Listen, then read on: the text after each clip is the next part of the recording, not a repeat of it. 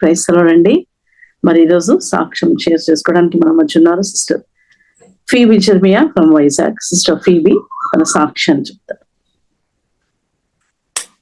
ప్రభువైన యేసుక్రీస్తు నామంలో అందరికీ వందనాలండి. ప్రైజ్ రాడమ్మా. ఈ ఉదయకాలం దేవుడు అనుగ్రహించిన సమయాన్ని బట్టి దేవుని స్తుతిస్తున్నాను. నా పేరు ఫీబీ, మాది కొవ్వూరు, వెస్ట్ గోదావరి, రాజమండ్రి పక్కన. రాజమండ్రికి కొవ్వూరికి మధ్యలో గోదావరి రివర్ ఆ స్థలము. నేను పుట్టడం అయితే తాడేపల్లిగూడెంలో పుట్టాను. నాన్నగారి పేరు అనంగపాల్ గారు. ఆయన డాక్టరు, ఆదినాల్లోనే గవర్నమెంట్ డాక్టరు. వెస్ట్ గోదావరిలో ఆయా ప్రాంతాల్లో ఆయన ఉద్యోగం చేశారు. అమ్మ పేరు మహాలక్ష్మి. అమ్మ వాళ్ళు హిందూ కన్వర్ట్స్. అయితే నాన్నగారు దైవజండ్ భక్సింగ్ గారితో చాలా మంచి అటాచ్మెంట్. దైవజండ్ భక్సింగ్ గారు కూడా నాన్నగారిని చాలా ప్రేమించేవాడు. ఆయన కూడా వెస్ట్ గోదావరిలో సేవకుల కంటే నాన్నగారి పేరు ఆయనకి బాగా పరిచయంగా ఉండేది.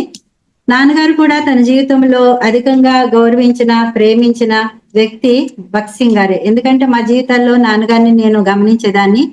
దైవజండ్ భక్సింగ్ గారి మాట అన్నా, ఆయన ఏది చెప్పినా ఎంతో దాన్ని తీసుకునేవారు నాన్నగారు కూడా. అది నాకు చాలా ఆశ్చర్యాన్ని కలిగించేది.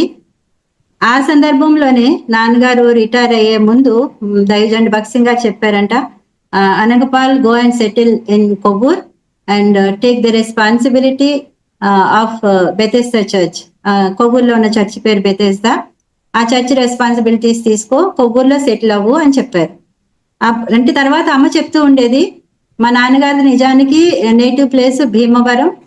అక్కడ భీమవరంలో తాతల ద్వారా వచ్చిన పిత్రార్జితాన్ని మందిరానికి ఇచ్చేసి కొవ్వూరు వచ్చేసారు. అమ్మ అంటుండేది, నాకు చాలా భయంగా ఉండేది, దైవజండు చెప్పిన మాటను పట్టుకొని నా కొవ్వూరు వచ్చేసారు. కొవ్వూరులో అంతా కొత్త వాళ్ళు, ఎవరు తెలిసిన వాళ్ళు లేరు, అక్కడ ఒక ఇల్లు లేదు, ఒక స్థలం లేదు. ఆయన మాట పట్టుకొని నేను వచ్చేసారు, ఇక్కడ ఎలా ఉంటది అని అమ్మ చాలా దిగులు పడుతుండేది. ఎందుకంటే నాన్నగారు రిటైర్ అయ్యేటప్పటికి మేము 6 అన్నదమ్ములు, అక్క చెల్లెలం, 3+3. నేను అందరిలో ఆఖరి దాన్ని. నాకు 3 అన్నయ్యలు, 2 అక్కలు. ఎవరు పిల్లలెవరు ఇంకా అంది రాలేదు. ఎలా ఉంటాయి ఈ పరిస్థితులు అని అమ్మ అనుకుంటూ ఉండేదంట. కానీ ఆశ్చర్యకరమైన రీతిలో కొవ్వూరులో ఒక మంచి గృహాన్ని దేవుడు ఇచ్చాడు మాకు. నాన్నగారు భక్సింగ్ గారు కోరినట్టే కొవ్వూరులో సెటిల్ అయ్యి మందిర బాధ్యతలు, మందిరము, గాడ్ సర్వెంట్స్ హౌస్ కట్టబడిన దగ్గర నుంచి ఆ బాధ్యతలు చూసుకుంటా ఉండేవారు. ఇలాగా నాన్నగారు చాలా స్ట్రిక్ట్ డిసిప్లిన్, ఒక విధంగా చెప్పాలంటే మిలిటరీ డిసిప్లిన్ అని చెప్పొచ్చు. అలా పెంచారు మమ్మల్ని. Bible reading, prayer, family prayer తక్కువలో తక్కువ అరగంట సేపు.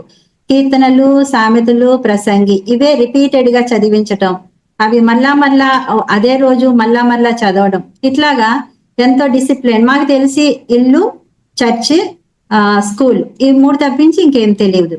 అలా మేము పెరుగుతూ వచ్చాము. ఇట్లా ఉంటున్నప్పుడు మమ్మీ కూడా అదే స్ట్రిక్ట్నెస్. ఎందుకంటే మేము ఏదైనా తప్పు చేస్తే మమ్మీ ముందు గద్దించేది, తిట్టేది, కొట్టేది, నాన్నగారికి మళ్ళా చెప్పేది. అట్లాగా ఈ దినాల్లో నేను సామెతలు 31వ అధ్యాయం ఎప్పుడు చదివినా నాకు అమ్మే గుర్తొస్తుంది. ఆ క్వాలిటీస్ అన్ని మా అమ్మలో నేను గమనించాను. నేను ఈ రోజుకి అది జ్ఞాపకం చేసుకుంటా ఉంటాను. ఎంతో డిజర్నింగ్ స్పిరిట్ తో ఉండేది అమ్మ. మెలకుగా ఉండేది పిల్లల విషయంలో. మాకు అప్పుడు మేము చేసే తప్పులు చిన్న దొంగతనాలు, చిన్న అబద్ధాలు, అంతకంటే ధైర్యం కూడా లేదు. అవి కూడా పట్టేసేది మా అమ్మ. మరి ముఖ్యంగా నన్ను చిన్నప్పుడు ఎక్కువ షుగర్ తినేసేదాన్ని. షుగర్ అంటే చాలా ఇష్టం. అయితే ఇంట్లో ఎవ్వరు లేనప్పుడు ఒక రోజు అలాగే తినేస్తే మమ్మీ సాయంత్రం వచ్చి, నువ్వు షుగర్ తిన్నావు కదా అంది. ఆ మమ్మీ ఎవ్వరు లేరు, అసలు నేను ఒక్కదాన్నే ఉన్నాను ఇంట్లో, నీకు ఎలా తెలిసిపోయింది అంటే, నాకు అన్ని ఆ టిన్స్ అన్ని ఎక్కడెక్కడ ప్లేస్లన్నీ నాకు తెలుసు. ఆ ప్లేస్ మారింది, నాకు తెలిసిపోయింది. సరే నెక్స్ట్ టైం చాలా జాగ్రత్తగా ఆ టిన్ అదే ప్లేస్ లో ఉంచి ఆ షుగర్ స్పూన్ తోటి తీసుకొని తినేది. ఆ షుగర్ అంటే అంత పిచ్చి. ఆ రోజు సాయంత్రం కూడా మమ్మీ అడిగింది, మమ్మీ నువ్వు నిజంగా కనిపెట్టి అడిగావా, లేకపోతే నన్ను అలా అడిగావా? నేను జాగ్రత్తగా మేనేజ్ చేశాను దొరకకుండా, నీకు ఎట్లా తెలిసింది అంటే మమ్మీ అంది, ఆ టిన్ లోపల ఒక స్పూన్ ఇలాగా గుచ్చి తీసినట్టు నాకు ఆ గుంట కనిపిస్తుంది. అంటే తర్వాత అనుకునేదాన్ని, ఎంత జ్ఞానం దేవుడు ఇచ్చాడు. చిన్న విషయాల్లో కూడా నా పిల్లలు తప్పిపోకూడదు, పర్ఫెక్ట్ గా ఉండాలని తల్లిదండ్రులు ఎంతో పొసెసివ్ గా పెంచారు. మేము కూడా అట్లాగే పెరిగాం. దైవ భయం, దైవ భక్తి. అంతేగాని రోజు ప్రార్థనలు, ఫ్యామిలీ ప్రేయర్లో వ్యక్తిగతంగా ఒక క్రమంగా, అంతేగాని రక్షణ విషయమైన అనుభవం అయితే తెలియదు. ఒక పర్సనల్ ఎక్స్పీరియన్స్ అనేది నాకు తెలియదు. నేను 6th 7th చదువుతున్న దినాల్లో ఆ దినాల స్కై ల్యాబ్ గురించి వస్తుండేది. ఒక రోజు ఇంకా పడిపోతుందా అంటే ఈ రాత్రి ఆ ముక్కలు ముక్కలు పడిపోతాయి అంటే చాలా భయం వేసేసింది. అది కానీ మా ఇంటి మీద పడిపోతే నేను చచ్చిపోతే. ఎందుకంటే నాన్నగారు తన ప్రసంగాల్లో కూడా సెకండ్ కమింగ్ గురించి ఎక్కువ చెప్తుండేవారు. ఆ దినాల్లోనే మన పితరుల భక్తులు యేసుప్రభు రాకడ గురించి ఎంత ఆలోచన కలిగి ఉండేవారు. అప్పుడు ఆ రోజు రాత్రి చాలా భయం, ఒకవేళ పడిపోతే నేనేమైపోతా. ప్రార్థన చేసుకున్న నా పాపాలన్నీ క్షమించే ప్రభా, నేను చచ్చిపోతే నేను పరలోక రాజ్యానికి తీసుకో. తెల్లవారుగానే న్యూస్ పేపర్లలో చూస్తే సముద్రాల్లో ఎక్కడో పడేటట్టు చేశారని అంటే చాలా రిలీఫ్ అయిపోయా. ఏం పర్వాలేదు, ఇంకేమీ ప్రాబ్లం లేదు అనుకుని మళ్ళా యాజ్ యూజువల్ నా లైఫ్ నామకార్థ క్రైస్తవ జీవితం అనమాట. అట్లా ఉంటూ ఉండగా కొన్ని దినాల తర్వాత 7th క్లాస్ ఆ ఏజ్ లో ఒకరోజు సాయంత్రము ఈవినింగ్ అయిపోయింది, 5 o'clock ఆ టైంలో కొవ్వూరులో మా ఇంటి పక్క పనామె అమ్మగారంటే ఒకసారి బయటికి రండి, ఏంటో ఆకాశం లేదో జరుగుతుంది చూడండి అంటే అందరం బయటకు వచ్చాం. బయటకు వస్తే ఈ ఫ్లయింగ్ సాసర్స్ అని తర్వాత అన్నారు, టార్చ్ లాగా ఆకాశంలో ఇలా టార్చ్ ఫోకస్ వచ్చి ఇట్లాగా పువ్వుల్లాగా. చాలా భయం వేసింది. ఎందుకంటే ఈ దినాల్లో అంటే కొంచెం అవగాహన, ఆ దినాలు ఏ అవగాహన లేదు, ఏదో అయిపోతుంది, ఏదో అయిపోబోతుంది. నాకైతే కాళ్ళు చేతులు వణికిపోతున్నాయి. ఇక నాన్నగారు అక్కడ కార్పెంట్ వర్క్ జరుగుతుంది మా ఇంట్లో వరండాలో. నాన్నగారు బయటకు వస్తూనే అన్నియలతో అంటున్నారు, ఇంకేముందిరా యుగాంతం. ఆ యుగాంతం అన్న పదం నాకు టెర్రర్ తీసుకొచ్చింది, కోపం వచ్చేసింది నాన్నగారి మీద. ఇది ఏదైనా అయినా అందులో కనెక్ట్ అయిపోతాడు ఈయన, ఇప్పుడు యుగాంతము యేసు ప్రభు రాకడ, ఈ మాటలు ఎందుకు అని కోపం వచ్చేసింది, భయం. ఆ రోడ్డు మీద ఆ చివరి నుంచి ఈ చివరికి తిరుగుతూ ప్రభు నా పాపాలు క్షమించు, ప్రభు నా పాపాలు క్షమించు అంటే ఏడవాలంట, పశ్చాత్తాపడాలంటారు కదా, ఏడుపు వచ్చినా రాకపోయినా ఏడుపు తెచ్చుకుంటూ నా పాపాలన్నీ క్షమించే.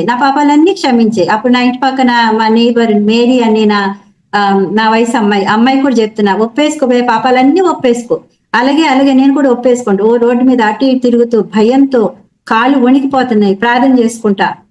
ఆ రాత్రి అలాగే పడుకున్నా. తెల్లవారే వరండాల న్యూస్ పేపర్ తీసి చూస్తే ఆ శ్రీహరికోటలో ఏదో ఎక్స్పెరిమెంట్స్ వల్ల ఇట్లా జరిగింది, ప్రజలెవరు భయపడక్కర్లేదు అని రాసింది చదివి చాలా రిలీఫ్, అనవసరంగా భయపడిపోయాను అని నాకు నేనే ఫీల్ అయిపోయా.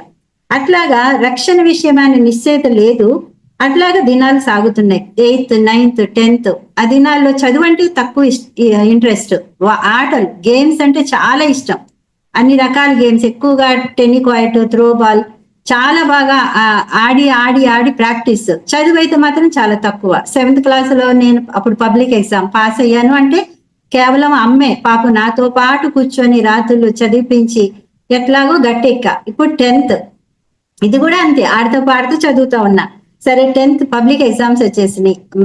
మార్చి చివర April last exam social studies paper 2 రేపు రాయాలి. ఈరోజు సాయంత్రం ఏదైనా డాబా మీదకి వెళ్ళిపోయి చదువుకునే వాళ్ళం. డాబా మీదకి వెళ్ళిపోయా, చాపేసుకొని చదువుతూ ఎందుకో నాలో ఆలోచనలు, ఏంటి నేను ఎలాగున్నాను, ఒక డిసిప్లైన్డ్ లైఫ్ లేదు, స్పిరిచువల్ లైఫ్ అంటే ప్రభు రాకడ అనేటప్పటికి ఎందుకెంత భయం వచ్చేస్తుంది నాకెందుకు ఒక నిశ్చయిత అన్నది లేదు. ఎవరైనా రక్షించబడ్డావా అని అడిగితే ఎస్ అని చెప్పే ధైర్యం కూడా లేదు అని నాలోనే ఆలోచనలు వస్తున్నప్పుడు ఒకలాంటి ఒప్పుదల, పశ్చాత్తాపం నా హృదయంలో కలిగింది. ప్రార్థన చేసుకున్నా, ప్రభువా నాకెందుకు ఇలాంటి భయాలు, తీసివే, నన్ను నీ కుమార్తెగా చేసుకో.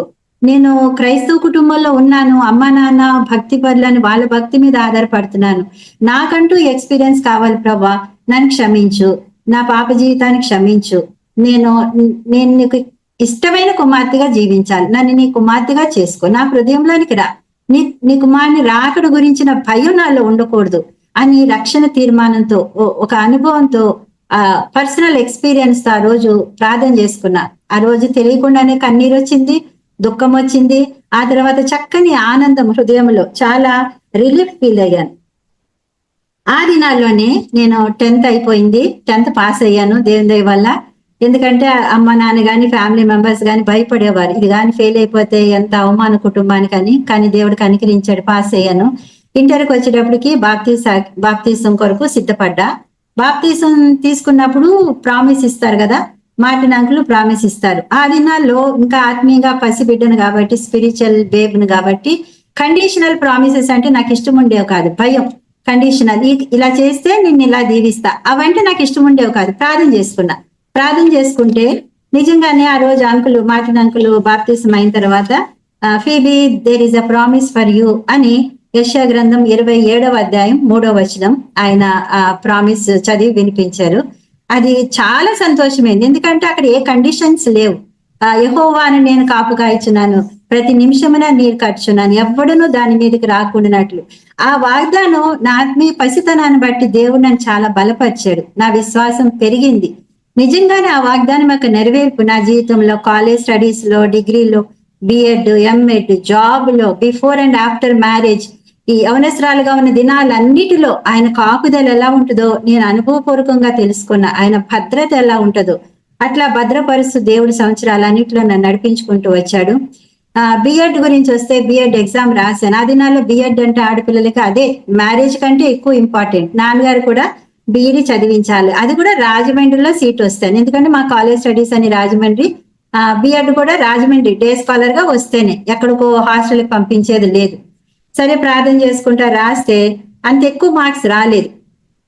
వస్తుందా రాదా సీటు అన్న భయం, రాదు అనే అనిపించింది. మా వీధి పక్క వీధిలో ఒక క్రిస్టియన్ ఫ్యామిలీ అమ్మాయి గుంటూరులో జాయిన్ అవ్వడానికి ఒక ఫేక్ సర్టిఫికేట్, లూథరన్ అన్న ఫేక్ సర్టిఫికేట్ పెడితే సీట్ వస్తుంది, ఆ అమ్మాయి అలా వెళ్తుంది. ఆ విషయం తెలిసి నేను మా అమ్మని అడిగాను, అమ్మ నాకు కూడా అలా సర్టిఫికేట్ తీసుకుంటే నాకు కూడా సీట్ వస్తుంది కదా, లేకపోతే సీట్ రాదు, నాకు చాలా అవమానం, సిగ్గు, అలా చేయకూడదా. నాన్నగారిని అడిగే ధైర్యమే లేదు. అమ్మని అడిగాను, అమ్మని అడిగితే అమ్మ చెప్పింది, అలా ఎందుకు ఆలోచన చేస్తున్నావు, అట్లా చేయకూడదు, అది చాలా తప్పు, అది మనం చేయకుండా పని, ప్రార్థన చేసుకో, దేవుడు అనుమతిస్తే వస్తుంది, లేకపోతే లేదు అంటే. నాకు చాలా బాధ వచ్చింది, సిగ్గు. బయటికి వెళ్తే సీట్ వచ్చిందా అని అడుగుతారు, ఏం ఆన్సర్ చెప్పాలి, చాలా సిగ్గు, బాధ. ఇంకా ఫ్యూచర్ ఏంటి, ఈ ఇయర్ అంతా వేస్టా, మళ్ళీ ఇయర్ కేనా, ఆ ఇయర్ అన్నా వస్తుందన్న గ్యారంటీ ఏంటి, ఇట్లాంటి అనుమానాలు భయంతో ఉన్నా. అలా భయంతో ఉన్నప్పుడు ఒక రోజు పోస్ట్ వచ్చింది. పోస్ట్ వస్తే ఓపెన్ చేస్తే నాకే బిఈడి సీట్ సెకండ్ సెషన్ లో స్పోర్ట్స్ కోటాలో వచ్చింది, రాజమండ్రిలో వచ్చింది, రాజమండ్రి అద్దెపల్లి మహాలక్ష్మి కాలేజీలో. చాలా సంతోషం. ఇంకా నా విశ్వాసం బలపడింది, ఎందుకంటే ఆ కుటుంబంలో నేను ఒక్కదాన్ని ఆర్ట్స్ స్టూడెంట్, మిగిలిన వాళ్ళందరూ సైన్స్ స్టూడెంట్స్, వాళ్ళందరూ తెలివైన వాళ్ళు, నేను ఒక్కదాన్ని మొద్దు పిల్లని. అంటే దేవుడు నన్ను కూడా పట్టించుకున్నాడా, నాకు కూడా మేలు చేశాడు, నాకు కూడా ఒక అద్భుత కార్యం చేసి పెట్టాడు ఈయన అని దేవుని మీద విశ్వాసం పెరిగింది. చాలా సంతోషం వచ్చింది. రక్షించబడిన తర్వాత నుంచి నాలో మార్పు నా కుటుంబస్తులే చూస్తూ వచ్చారు. ఎవరు నన్ను చదువుకోమని చెప్పక్కర్లేదు. నా బిహేవియర్ లో మార్పు, అమ్మ అంటుండేది ఇది చాలా మారిపోయింది, ఇదివరకు లాగా లేదు. అట్లా సంతోషంగా ఆ దినాలు గడుస్తున్నాయి. బిఎడ్ అయిపోయింది. ఆ తర్వాత రాజమండ్రిలోనే ఎంఎడ్ చేయడం, అక్కడ ఒక కాన్వెంట్ లో జాబ్ చేస్తా ఉంటే మ్యారేజ్ విషయం, ప్రతి చిన్న పెద్ద విషయానికి ప్రభు మీద ఆధారపడడం నేర్చుకున్నా. ప్రభు సహాయం చేస్తున్నాడు, ఆ విశ్వాసంలో బలపడ్డాను. మ్యారేజ్ విషయం వచ్చేటప్పటికి అమ్మకి నాన్నకి అప్పగించేసాను. అమ్మ మీ ఇష్టం, ప్రార్థన చేసుకుంటున్నా, మీరు డిసైడ్ చేయండి అని అప్పగించుకున్నా. ఎందుకంటే ప్రభు నా అవసరం తెలుసు, నాకు బెస్ట్ ఇస్తాడు ప్రభు అని ప్రభుని నమ్ముకున్నాను. ప్రార్థన చేస్తా ఉంటే అప్పుడు తాడేపల్లిగూడెం నుంచి ఒక అంకుల్ ఆ చర్చిలో, ఆ అంకుల్ ఒక మ్యాథ్స్ చెప్పారు. ఆయన ఇంటికి వచ్చి నాన్నగారితో మాట్లాడారు, ఇలాగా జెర్మియా అని ఒక అబ్బాయి ఉన్నాడు చీరాల వాళ్ళది, మంచి మంచి యవనస్తుడు, జాబ్ చేసుకుంటున్నాడు, గవర్నమెంట్ జాబ్, అతను హీజ్ యాక్టివ్ ఇన్ మినిస్ట్రీ, ఆయన రక్షించబడ్డాడు. నాన్నగారికి ఆ 2 పాయింట్సే నచ్చినాయి, రక్షించబడ్డాడు, యాక్టివ్ ఇన్ మినిస్ట్రీ. ఈ రెండే. మళ్ళా చీరాలు వెళ్ళి వాళ్ళని చూడడానికి, లేకపోతే వాళ్ళు వచ్చి నన్ను చూడడానికి, నేను ఆయన చూసుకున్న పెళ్లి చూపులు లేవు. ప్రార్థన చేసుకున్నారు, డిసైడ్ చేశారు. ఒక దైవజనుడు వచ్చి చెప్పాడు, ఆ మాటను నమ్మారు, ప్రభుకు అప్పగించుకున్నారు, ప్రార్థన చేశారు, డిసైడ్ చేశారు. అమ్మ నాన్న డిసైడ్ చేసిన దానికి నేను యాక్సెప్ట్ చేశా. ఊరికే ఫోటోలు చూసుకున్నాం అంతే. అదే ఇంకా ఎంగేజ్మెంట్ అదే రోజు, పెళ్లి చూపులు అదే రోజు. అట్లాగా ప్రభువుకు అప్పగించుకున్నాను. దేవుడు నా జీవితంలో బెస్ట్ హస్బెండ్ అనుగ్రహించాడు. దేవుని కార్యాన్ని చూశాను. ఆ తర్వాత బాబు పుట్టాడు. 92లో మాకు వివాహం అయింది, 94లో బాబు పుట్టాడు. 3 నెలల బేబీగా ఉన్నప్పుడే వాడికి పేరు పెట్టడానికి ఫాస్టింగ్ ప్రేయర్ చేసుకొని జెరుబ్బాబెల్ నుంచి జెరూబ్ రాబర్ట్స్ అని పేరు పెట్టాం. అదే దైవ భక్తిలో, దైవ క్రమంలో బాబుని పెంచాం. మేము వైజాగ్ లో ఉన్నాం, అప్పుడు 3వ తరగతి చదువుతున్నాడు, 7 సంవత్సరాలు. జాక్ పూనన్ గారి మీటింగ్స్ కి వెళ్ళాము. ఆ రాత్రి ఆయన రెవల్యూషన్ 1:18 నుంచి వాక్యం మాట్లాడుతూ వెలుగు రాజ్య సంబంధులు, చీకటి రాజ్య సంబంధుల గురించి మెసేజ్ చెప్పారు. అయిపోయింది, ఇంటికి వచ్చాం. వాడు నేను రక్షించబడ్డాను, నేను చెయ్యొద్దాను, మీరు చూడలేదా అంటే, అదేంట్రా నువ్వు 3వ తరగతి ఇంత చిన్న పిల్లోడు అంటే వాక్యం అంతా చెప్తున్నాడు. చెప్తూ నేను వెలుగు రాజ్య సంబంధిగా ఉండాలనుకుంటున్నా, కింగ్డమ్ ఆఫ్ డార్క్నెస్ కాదు. నేను తీర్మానం తీసుకున్నా. మాకు చాలా ఆశ్చర్యమైంది. సరే మౌనంగా ఉన్నాము. అయితే వాడు బాప్టిజం ఇప్పించమన్నాడు. మాకు భయం వేసింది, చర్చ్ ఎల్డర్స్ ఒప్పుకుంటారా? సరే, అప్పుడు మా అత్తమ్మ మామయ్య వాళ్ళు టీచర్స్ గా ఉంటూ చర్చ్ బాధ్యతలు తీసుకునేవారు. వాళ్ళు అన్నారు, మేము మాట్లాడతాం, మీరేం మాట్లాడకండి వాడితోటి. మా మామయ్య గారు కూడా ఎవరికి పడితే వాళ్ళకి బాప్టిజం ఇచ్చేవాళ్ళు కాదు. అప్పుడు వీళ్ళు వాడిని రూమ్ లో తీసుకెళ్లి వాళ్ళు మాట్లాడారు. వాళ్ళు ఏం మాట్లాడారో కూడా మాకు తెలియదు.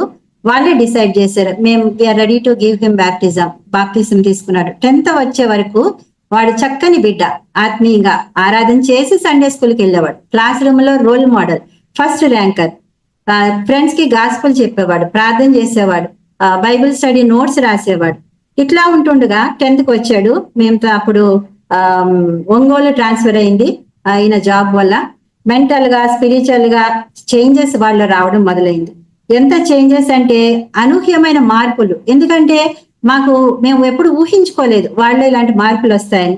10th క్లాస్ వెకేషన్ టైంలో నేను వాడిని తీసుకొని హైదరాబాద్ వెళ్ళడం జరిగింది. అక్కడ PTP ప్రోగ్రామ్ అంటే పర్సన్ టు పర్సన్ ఇవాంజలిజం గానీ కౌన్సిలింగ్ గానీ ఎలా చెయ్యాలి అని ఒక ట్రైనింగ్ ప్రోగ్రామ్, దానికి అటెండ్ అవడానికి వెళ్ళాను. అక్కోళ్ళు ఇద్దరు కూడా హైదరాబాద్ లో ఉన్నారు.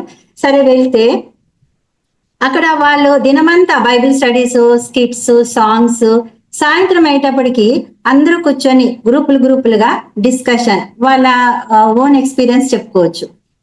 ఒక్కొక్క సిస్టర్ వాళ్ళ బాధలు, ఒక సిస్టర్ ఏమో యాక్సిడెంట్ అయింది, స్పైనల్ కార్డ్ దెబ్బతిన్నది, ఇంకొక సిస్టర్ ఏమో సాడిస్ట్ హస్బెండ్, ఇంకొక సిస్టర్ కుమారుడు డిప్రెషన్, కుమార్తె డిప్రెషన్, ఇలాంటివి చెప్తా ఉంటే దినమంతా వీళ్ళు ఇంత హ్యాపీగా cheerful గా వాళ్ళ ఫేసెస్ ఉన్నాయి.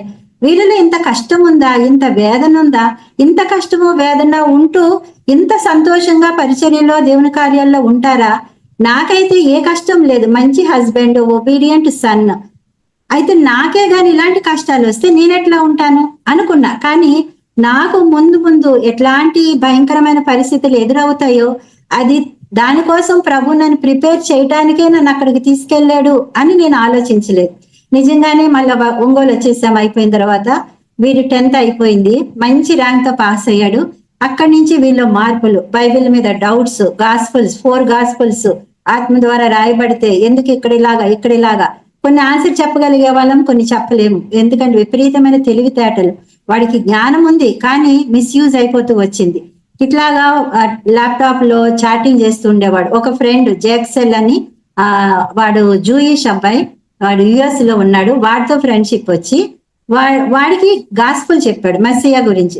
యూదులు మెస్సియాను అంగీకరించారు కదా, వాడు రక్షణ పొందడం జరిగింది. రక్షణ పొంది అప్పుడు సినగోగులో వాడిని కొట్టి గాయపరిచారు. వాడు రక్తంతో ఉన్న ఫొటోస్ కూడా అప్లోడ్ చేశాడు. ఒకరోజు రాత్రి వాడితో వీడు చాట్ చేస్తున్నాడు. తెల్లవారైనాక నాకు పిలిచి చూపించాడు, మమ్మీ ఇదంతా చదువు అని. వాడు చాట్ చేసుకుంటుంటే వాడు సడన్ గా ఈవిల్ పొజెస్డ్ అయ్యి ఆ ఈవిల్ మా బాబుతోటి చాట్ చేస్తుంది. వీడు వెంటనే అర్థం చేసుకున్నాడు, భయపడ్డాడు. కానీ in the name of Jesus I command you to leave him అంటే అది మళ్ళీ రిప్లై ఇచ్చింది, I hate that name, don't use that name అని. ఇద్దరు చాట్ చేస్తూ ఆ ఈవిల్ అంది, do you think that you're a smart guy, I don't like smiling faces. అట్లాగైనాక ఒక 5 minutes కి వాడు మళ్ళా కాన్షియస్ లోకి వచ్చాడంట. ఏమైంది నాకు ఈ 5 minutes అని వాడు అడిగితే వీడు చెప్పాడు, ఒకసారి మొత్తం అంతా స్క్రోల్ చేసి చూసుకో, ఈవిల్ పొజెస్డ్ అయ్యావు నువ్వు. సరే ఇదంతా బాబు చెప్పిన తర్వాత తెల్లవారి సంతోషించాను. ఆన్లైన్ లో దయ్యాన్ని వెళ్ళగొట్టాడా, అది సంతోషం కాదండి. చాలాసార్లు మనం సంతోషం అనుకుంటాం, గర్వం ఆలోచించలేదు. అయితే ఆ రోజు నుంచి వాళ్ళ చాలా మార్పులు. ఆ తర్వాత వెంటనే ఇంకొకడు ఫ్రెండ్ అయ్యాడు, వాడు ఎథిస్ట్. వాడి పేరెంట్స్ ఇద్దరు చైనాలో మిషనరీస్, వాడేమో ఎథిస్ట్. మా బాబుతో ఫ్రెండ్షిప్ అంతా ఆన్లైన్ లోనే ఫ్రెండ్షిప్ చేసి దేవుడు లేదు దయ్యము లేదు, అసలు ఎంత ట్రాష్ అని బాగా ఇన్ఫ్లుయెన్స్ చేశాడు. వీడు అంతే, అన్ని అనుమానాలు, ప్రార్థన మానేశాడు. No Bible reading, no prayer, no church. ఇంట్లో ఫ్యామిలీ ప్రేయర్ కి మాత్రం వచ్చేవాడు, మొక్కుబడికి ప్రార్థన చేసేవాడు. ఇట్లా ఉంటుండగా వాళ్ళ మార్పులు, డీప్ డిప్రెషన్, ఇంకా సూసైడల్ టెండెన్సీ. ఎందుకంటే వాళ్ళ ప్రేరేపణ వచ్చేదంట, నీ బతుకు వేస్ట్, ఎందుకు బతకడం, బెటర్ ఎండ్ యువర్ లైఫ్, చచ్చిపో, అసలు నువ్వు బతకడం waste.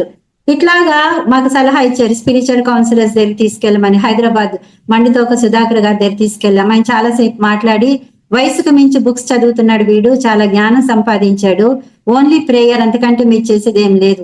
Better you take him to psychiatric, ఆయన దగ్గర తీసుకెళ్తే ఆయన అన్ని టెస్టులు చేసి స్కిజోఫ్రెనిక్ డిసీజ్ అని రాసి టాబ్లెట్స్ ఇచ్చాడు. అవి వాడుతూ ఉంటుండగా ఇలాగ ఉంటే ఒంగోలులో ఉన్నాము. ఇక వాడు ఎలాగంటే 2009 నుంచి 2015 వరకు ఒక గాఢాంధకారపు లోయ, ఒక బాకా లోయ, అది మా అనుభవాలు వాడితోటి. ఎందుకంటే మేము ఊహించుకున్నదంతా ఒకటి, జరుగుతున్నదంతా ఒకటి. ఇట్లా ఉంటుండగా వాడు కొంచెం తిట్టినా కోప్పడినా పానిక్ అటాక్స్ వచ్చేవి.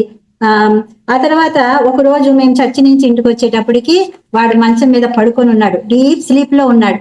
వాడిని చూస్తే ఒళ్ళంతా పెన్తో రాసేసుకున్నాడు, ముఖం మీద, చేతులు, కాళ్ళు, పొట్ట. వాడిని తట్టి లేపితే లేచాడు. ఏంట్రా ఇది అంటే, ఏమైంది నాకు, డీప్ స్లీప్ లోకి వెళ్ళిపోయా. ఏమైంది నాయన, ఏంటి ఈ పిచ్చి పిచ్చి రాతలేంటి, బూతులేంటి, ఏంట్లా ఇలా రాసేసుకున్నావు? అప్పుడు మమ్మీ డీప్ డిప్రెషన్ లోకి వెళ్ళిపోయా. ఎందుకు వస్తుంది డీప్ డిప్రెషన్? ఎందుకో తెలియదు. ఇంకా నయ్యం, నేను సూయింగ్ మిషన్ స్టిచ్చింగ్ చేసుకుంటా, అక్కడ బ్లేడ్ ఉంటుంది ఎప్పుడు. ఆ బ్లేడ్ కోసం వెతికాను మమ్మీ, బ్లేడ్ తో గీసేసుకోవాలని. బ్లేడ్ కనపడలేదు. నేను తర్వాత వెళ్ళి చూస్తే బ్లేడ్ అక్కడే ఉంది. అయితే ఎంతో దేవా నువ్వు ఎలా కాపాడావు నాయన.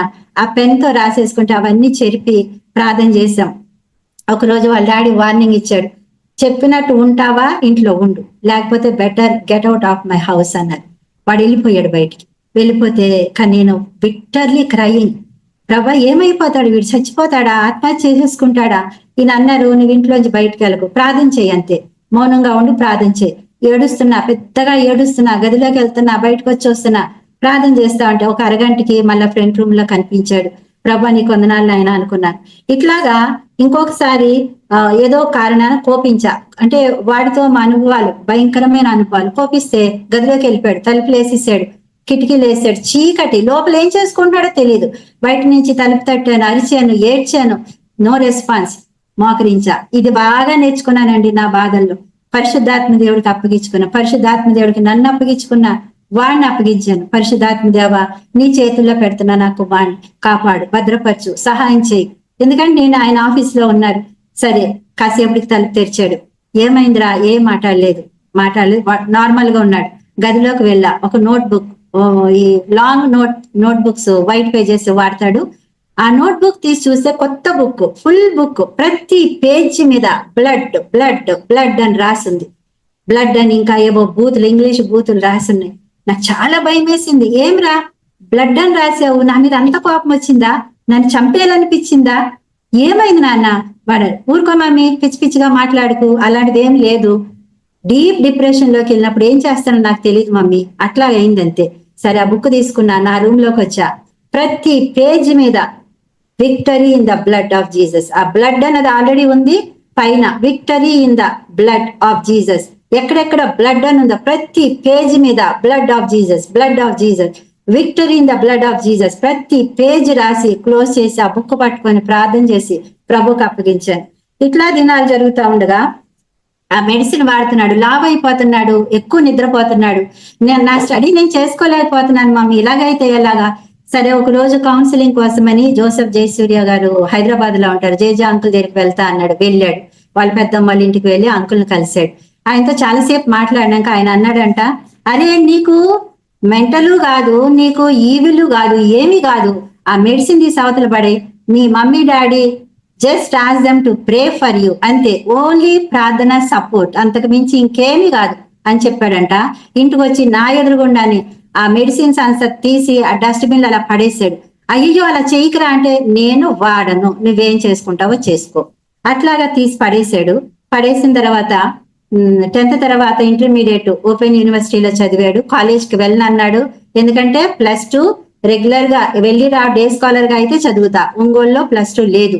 సరే ఆ తర్వాత వైజాగ్ వచ్చాం, డిగ్రీ కూడా ఇంట్లో ఉండి చదువుకుంటా, ఇంట్లో ఉండి చదువుతున్నాడు. ఆ దినాల్లో నన్ను నా హస్బెండ్, మా ఇద్దరు ఎక్స్పీరియన్స్ ఏంటంటే నింద, అవమానం, చాలా అవమానము, దుఃఖము. ఎందుకంటే 10 మందిలో సిగ్గు, చర్చికి రాడు, వీళ్ళు చూస్తే మినిస్ట్రీ చేస్తారు, వీళ్ళ కొడుకు ఏంటి ఇలా ఉన్నాడు, ఈ అవమానము. పైగా వీడి ఫ్యూచర్ ఏమవుతుంది? ఆ డిగ్రీ కూడా సరిగా చదవట్లేదు, ఓ ఇష్టమైతే రాస్తాడు, లేకపోతే ఊరుకుంటాడు, ఫెయిల్ అయిపోతున్నాడు సబ్జెక్ట్స్. చదివేది డిగ్రీ. ఎవరైనా అడిగితే ఏం చేస్తున్నాడండి మీ అబ్బాయి, డిగ్రీయా అని అవమానంగా వెటకారంగా అది మాకు గుచ్చినట్టు ఉండేది. సంఘస్థులు ఓన్ ఫ్యామిలీ మెంబర్స్ కూడా ఒక్కొక్కరు అనేవారు, వీళ్ళ అమ్మే వీడిని పాడు చేసేసింది, తల్లి వల్లే వాడు అలా పాడైపోయాడు. అది ఎంతో దుఃఖం వచ్చేది, ఎంతో వేదన వచ్చేది. ప్రభా నేను ఎక్కడ పాడు చేశాను వీడిని, నాకు చూపించు. మేమిద్దరం కూడా కూర్చొని సరి చేసుకుందాం, 0 లెవెల్కి వెళ్ళిపోదాం. దేవుడు నింద అవమానం అనుమతించాడు. కీర్తనల గ్రంథము 66వ అధ్యాయం 10వ వచనం నుంచి 12వ వచనం, ఈ వచనాలు మమ్మల్ని చాలా ధైర్యపరిచినాయి, సరి చేసినాయి. ఆ వచనంలో 10లో, దేవా నువ్వు మమ్మల్ని పరిశీలించి ఉన్నావు, వెండి నిర్మలం చేరీతిగా మమ్మల్ని నిర్మలం చేసి ఉన్నావు. నీ బందీ గృహంలో మమ్మ ఉంచితివి, మా నడుముల మీద గొప్ప భారం పెట్టితివి, నరులు మా నెత్తి మీదకి ఎక్కినట్లు చేసితివి, మేము నిప్పులలోనూ నీళ్ళలోనూ పడితిమి, అయినను నీవు సమృద్ధి గల చోటికి మమ్ము రప్పించి ఉన్నావు. ఈ మాటలతో ప్రభు మమ్మల్ని ఆదరించాడు, సరి చేశాడు, బలపరచాడు. ఎందుకంటే అక్కడ ఉంది టెస్ట్ అండ్ ట్రయల్, పరిశోధన పరీక్ష. సో పరీక్షలో ఉన్నాము, అప్పగించుకుందాం. నెత్తి మీద నింద అవమానం అన్న కిరీటం ఉంది మనకి. 10 మందిలో 10 మంది ఏమనుకుంటారు, ఏమన్నా అనుకోని, ఎవరిని బ్లేమ్ చేయొద్దు. ఎవరన్నా ముఖం మీద కామెంట్ చేసినా భరిద్దాం, ఓర్చుకుందాం, తిరిగేం చెప్పద్దు. వాళ్ళ వల్లే మా అబ్బాయి ఇలా పాడైపోయాడు, ఎవరిని బ్లేమ్ చేయొద్దు. ప్రభు సన్నిధిలో ఆత్మీయ ప్రక్షాళన చేసుకుందాం. ఇలాగే పరిశీలించుకోవడం, పరీక్ష చేసుకోవడం, అలా ప్రార్థన చేసుకోవడం. అది నాలో దేవుడు వాక్యం ద్వారా దర్శించాడు, హెచ్చరించాడు, ఆదరించాడు, వాగ్దానాలు ఇచ్చాడు, ఎంతో ఆదరించి బలపరిచాడు. మా ఉద్యోగాలు చేసుకుంటూ దేవుడు అనుమతించిన మేరకి పరిచయం చేసుకుంటూ వచ్చేవాళ్ళం. ఇంటర్ అయిపోయినాక డిగ్రీ ముగించాడు. అదే సమయంలో జిఆర్ఈ రాశాడు. జిఆర్ఈ రాసినప్పుడు వాడికి ఫారిన్ వెళ్ళి చదవాలని, మాకైతే అంత ఇంట్రెస్ట్ లేదు. చాలా మంచి స్కోర్, 340కి 324 ఎంతో, చాలా మంచి స్కోర్. టోఫెల్ లో కూడా అవుట్ ఆఫ్ 120 116. మేము ఆశ్చర్యపోయాం, అంటే వీడికి ఇంత జ్ఞానం ఉంది, ఈ జ్ఞానాన్ని ఇంత మిస్యూజ్ చేస్తున్నాడు అనేది బాగా అర్థమైంది మాకు. మెల్బోర్న్ లో డీకన్ యూనివర్సిటీకి అప్లై చేశాడు. నేను మెల్బోర్న్ వెళ్ళి చదువుతా అన్నాడు. ఆ స్టూడెంట్ వీసా తీసుకొని వెళ్ళాడు, చదివాడు. చదివిన తర్వాత నేను అప్పుడు ప్రార్థన చేశాను, ప్రభా వీడు స్పిరిచువల్ గా రెస్టోర్ అయితే వాడు నీ చేతిలో ఉంటాడు, అప్పుడు నువ్వు వాడిని చూసుకుంటావు, నాకు ధైర్యంగా ఉంటది. ఇట్లాగే ఉండి వాడు మెల్బోర్న్ వెళ్ళిపోయినా, ఎక్కడికి వెళ్ళిపోయినా ఎందుకు ప్రభు అంటే ప్రభు మాట్లాడుతూ వచ్చాడు. కీర్తనలు 107వ కీర్తన 8వ వచనం, ఆయన కృపను బట్టి నరుల ఎడల ఆశ్చర్య కార్యాలు చేస్తాడు. అప్పుడు ప్రభు గద్దిస్తే నన్ను నేను సరి చేసుకున్న, ప్రభు క్షమించయ్యా, నా నీతి నా భక్తి, లేకపోతే నా కుమారుని నీతి నా కుమారుని భక్తి కాదయ్యా, నీ కృపను బట్టే ఆశ్చర్య కార్యాలు చేస్తావయ్యా, నీ వందనాలు. ఆ బిడ్డ నీ చేతిలో పెడుతున్నా, అవిధేయుడుగా ఉన్నాడు, ఎదిరించే బిడ్డగా ఉన్నాడు, కానీ నీ చేతిలో పెడుతున్నా అని పెట్టి వాడిని పంపించడం జరిగింది. ఆశ్చర్యకరమైన రీతిలో మెంటల్లీ ఫిజికల్లీ చాలా చక్కగా ఉన్నాడు. స్పిరిచువల్ రెస్టరేషనే జరగాలి. చక్కగా కోర్సు ముగించాడు, మంచి ర్యాంకులో పాస్ అయ్యాడు, మంచి జాబ్ వచ్చింది వాడికి. వాడి ఫ్రెండ్స్ అందరిలో మంచి జాబ్ అంటే వీడిదే అని వాళ్ళ ఫ్రెండ్స్ కూడా చెప్తారు. ఆ తర్వాత 2020లో వాడికి వివాహం జరిగింది. వివాహం జరిగినాక అక్కడే సెటిల్ అయ్యారు. అక్కడ ఒక మంచి హౌస్ కూడా మెల్బోర్న్ లో కొనుక్కోవడం జరిగింది. లాస్ట్ ఇయరే మేము అక్కడికి వెళ్ళాము. అక్కడికి వెళ్ళినప్పుడు ఆ ఇంట్లో చూస్తాంటే చాలా పెద్ద ఇల్లు. నాకు చాలా ఆశ్చర్యమైంది, ఇంతగా నువ్వు వీడిని ఆశ్రయిస్తున్నావు ప్రభా. కానీ ఒక్కటే ఆ వాగ్దానాలు చేతపట్టి వీడు ఇలాగే ఉండిపోడు. నేను ఆ ఇంట్లో కూడా ఆయా పనులు చేసుకుంటూ, ఆ ఇల్లు పెద్ద ఇల్లు ప్రభా, ఇక్కడ స్తుతి ఆరాధన జరగాల, ఇది రక్షణ ఇల్లుగా ఉండాల, ఇక్కడ బైబిల్ స్టడీస్ జరగాల, ఇదే నా ప్రార్థన. ఆ ఇల్లుని అలా పనులు చేసుకుంటూ ప్రతిష్ఠిస్తూ ప్రభు నామంలో ప్రార్థన చేసుకుంటూ ప్రభువుకి అప్పగిచ్చాను. అదే గొప్ప విశ్వాసం మా జీవితంలో ఈ రోజు వరకు. ఆ బిడ్డను దేవుడు స్పిరిచువల్ గా రెస్టోర్ చేస్తాడు, ఆ కుటుంబాన్ని ఆత్మీయ కుటుంబంగా కడతాడనే నమ్మకంతో విశ్వాసంతో ప్రార్థన చేసుకుంటున్నాం. ఆ బిడ్డ కొరకు మా కుటుంబం కొరకు దయచేసి మీ ప్రార్థనలో జ్ఞాపకం చేసుకోనండి. దేవుని నామానికి మహిమ కలుగును గాక. దేవుడిచ్చిన సాక్ష్యం దీవించును గాక. ఆమెన్. Praise the lord.